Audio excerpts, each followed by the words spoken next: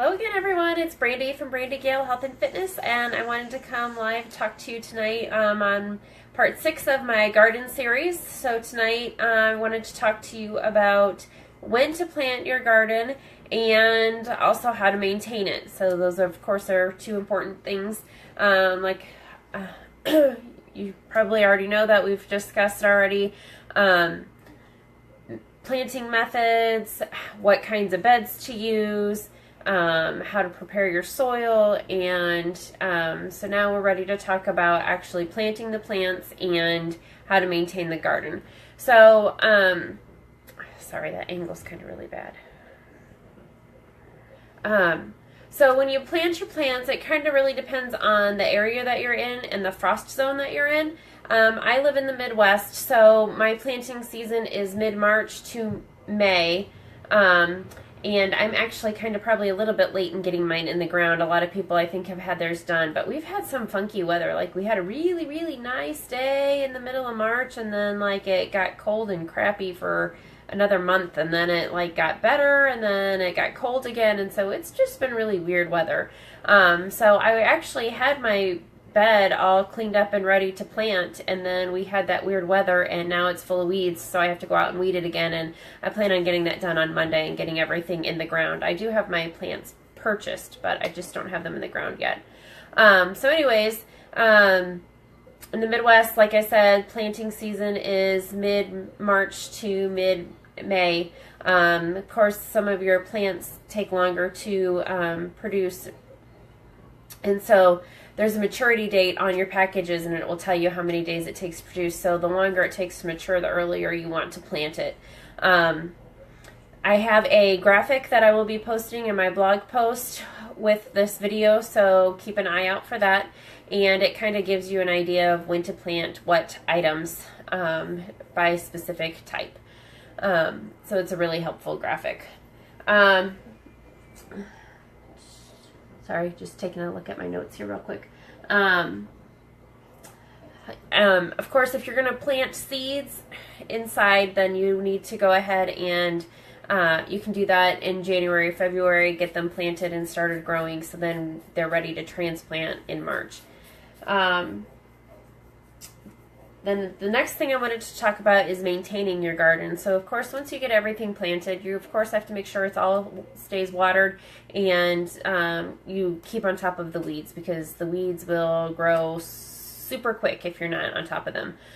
So make sure you check it every day. Get out there and keep an eye and see if it needs water, especially if you haven't had any rain for a couple of days. You need to make sure you get out there and water it.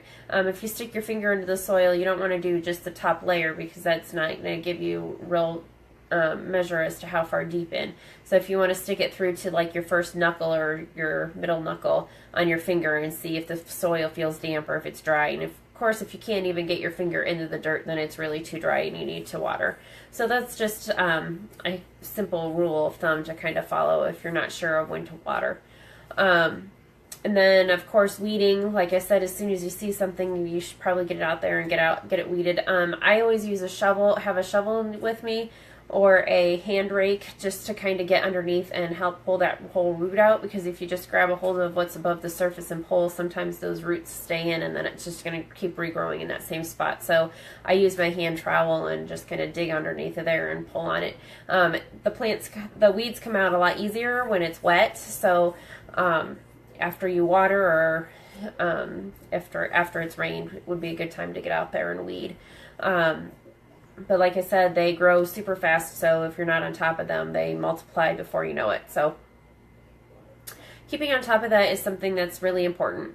And then one other thing I wanted to talk about, I grow tomatoes and peppers, and those both need staking.